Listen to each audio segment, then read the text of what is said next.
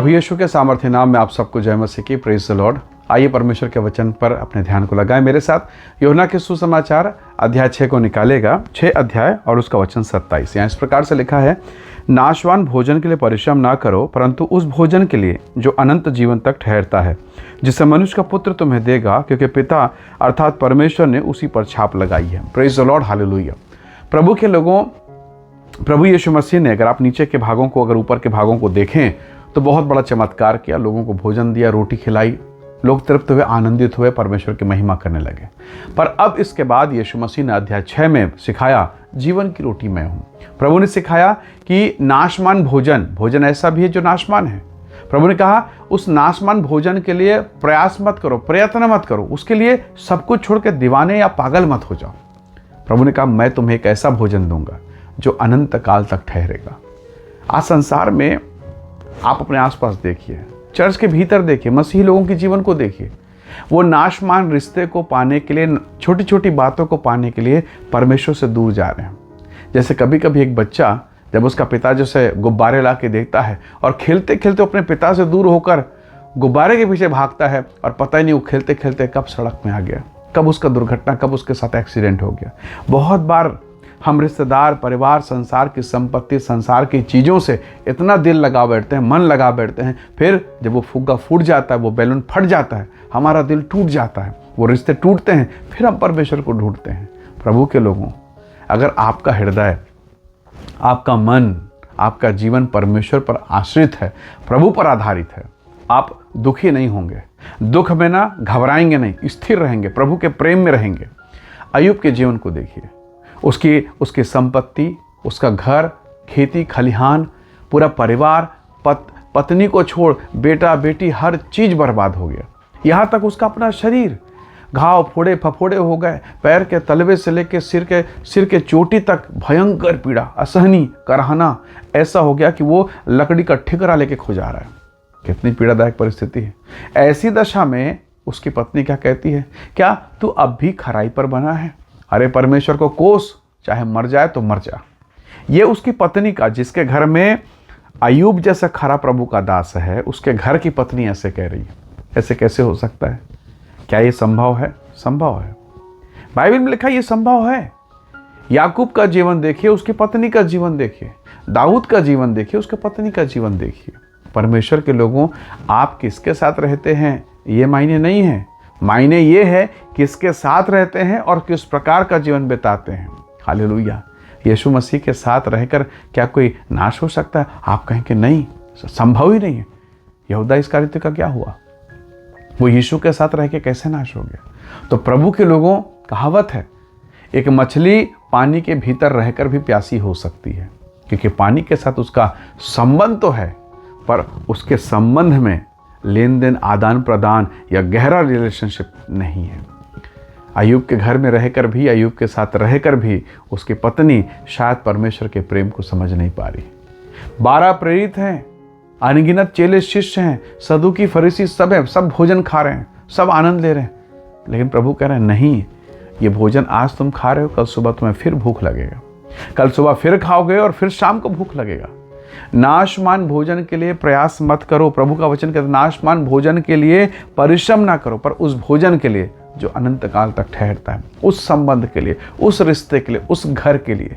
आज आप इस संसार में ईंट पत्थर, चूने और गारे के घर को बनाने के लिए आप परमेश्वर के घर में, परमेश्वर के भवन में उसकी उपस्थिति में आना पसंद नहीं कर रहे हैं। कई ऐसे लोग हैं जो अपने घर के काम के कारण, अपने नौकरी के कारण, अपने परिवार के कारण चर्च नहीं आ पा रहे हैं। सॉरी, आज इस रविवार को नहीं आ रहा हूँ पास्टर साहब, बहुत काम है, ड्यूटी बहुत है, नाना प्रकार की चीज़ें। और अंततः जिस दिन आपको प्रभु की आवश्यकता होगी, आपके शरीर को प्रभु की आवश्यकता होगी, ज़रा सोचो सही, उस दिन अगर प्रभु कह दे कि सॉरी बेटे, आज मैं दूसरे की प्रार्थना सुन रहा हूँ, मैं दूसरे की विनती, दूसरे के आंसू को देख रहा हूँ, सॉरी बेटे, मैं बेटी तेरी प्रार्थना नहीं सुन सकता, फिर क्या होगा? तो प्रभु के लोगों, वो तो परमेश्वर है, वो तो पिता है, वो तो दयालु है, पर मेरा और आपका ध्यान कहाँ है? क्या हम परमेश्वर के साथ वफादार हैं? क्या हम परमेश्वर की उपस्थिति में हैं? अगर आप उपस्थिति में हैं, प्रभु के प्रति वफादार हैं, यूसुफ के समान जीवन है, तो 12-13 साल वो जेल में बिताया। प्रभु यहोवा उसके साथ। एक समय आया जब उसने उसे मिस्र के सिंहासन पर खड़ा कर दिया। जिन लोगों ने गड्ढे में डाला था ना, आज घुटने टेक के रो रहे हैं, उसके सामने अनाज मांग रहे हैं, उसी के बड़े भाई, उसी के सगे भाई। हालेलुया। तो आज जो बेइज्जती लोग कर रहे हैं आपकी, चिंता मत कीजिए, खराई में बने रहिए, धार्मिकता में। हालेलुया। प्रभु एक दिन आपके सिर को इतना ऊंचा करेगा कि लोगों को घुटना टेकना पड़ेगा।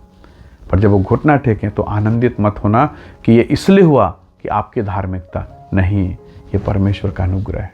प्रभु के लोगों, जिन लोगों ने नाशमान वस्तुओं के लिए परिश्रम या उस भोजन से प्रेम नहीं किया, प्रभु ने उसे बहुत ऊंचा उठाया।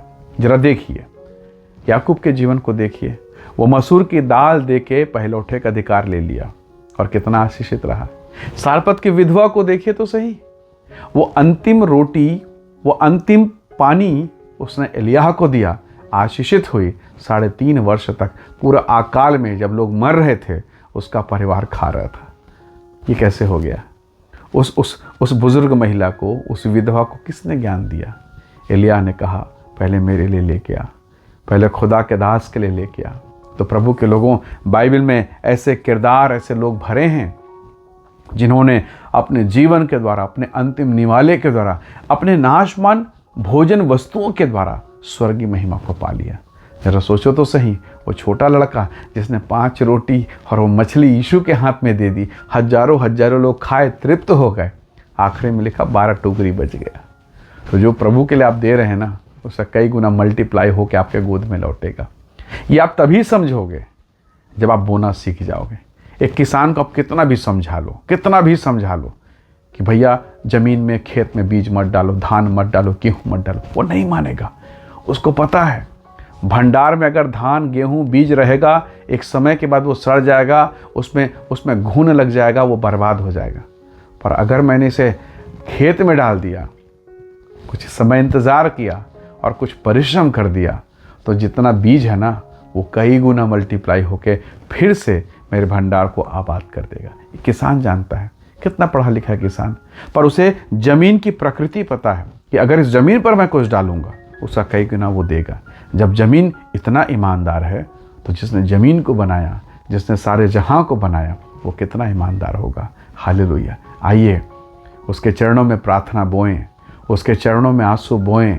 हन्ना ने बोया आंसू, ओह महिमा को उसने काटा। हालेलुया। उसने मांग कर बड़े अनुग्रह को पाया है। तो प्रभु के लोगों, हो सकता आज आप निराश हो, दुख में हो, पीड़ाओं में हो सकता अब तक आप नाशमान चीज़ों को देख रहे हैं, नाशमान रिश्ते, नाशमान परिवार, नाशमान लोग जो आपके शरीर से प्रेम कर रहे हैं, जो आपके धन से प्रेम, हम सब इन्हीं के आसपास घिरे हुए हैं। पर क्यों ना अपनी आंखें ऊपर की ओर उठाएं और अपने खुदावन परमेश्वर को देखें और कहें, खुदावन आज से नाशमान नहीं, पर मैं अनंत अविनाशी उस महिमा में परमेश्वर की आराधना करूंगा। निसंदेह प्रभु आपको ऊंचा उठाएगा। आपका अपना समय आएगा, जैसे दाऊद ने कहा कि धर्मी नाली किनारे लगाए गए वृक्ष के समान हैं, जो अपनी ऋतु में फलते हैं और पत्ते उसके कभी मुरझाते नहीं। प्रभु अनुग्रह करे मेरे और आपके जीवन में, ताकि हम उस आशीष को प्राप्त कर सकें। आइए दुआ करें, परमेश्वर की महिमा करें। प्रेम अनुग्रहकारी स्वर्गीय पिता, उन तमाम नाशमान वस्तुओं से, उन तमाम नाशमान भोजन से, उन तमाम रिश्तों और उन तमाम बातों से जो नाशमान है, प्रभु जी हमारे विवेक को शुद्ध कर और हमारा ध्यान वहाँ जाने ना पाए, पर जो अविनाशी है, जो अनंत तक ठहरेगा, जो महिमा तक रहेगा, उन बातों की ओर हमारी आंखें, हमारा मन लगा रहे। ऐसा अनुग्रह दे। मेरे प्रिय भाई बहनों के जीवन को मैं आपके हाथों में सौंपता हूँ। ब्लेस कर, आशीष दे, अनुग्रह से भर, हर एक बंधन टूटे और तेरे लोग आज़ाद और स्वतंत्र हों, आशीषित होने पाए। पिता धन्यवाद सारी महिमा के लिए, सारी बातों में आदर देते हुए विनती प्रभु यीशु के सामर्थी नाम से मांगते हैं, आमीन आमीन। प्रभु आप सबको बहुत ऐसे आशीष दे। Praise the lord. जय मसीह।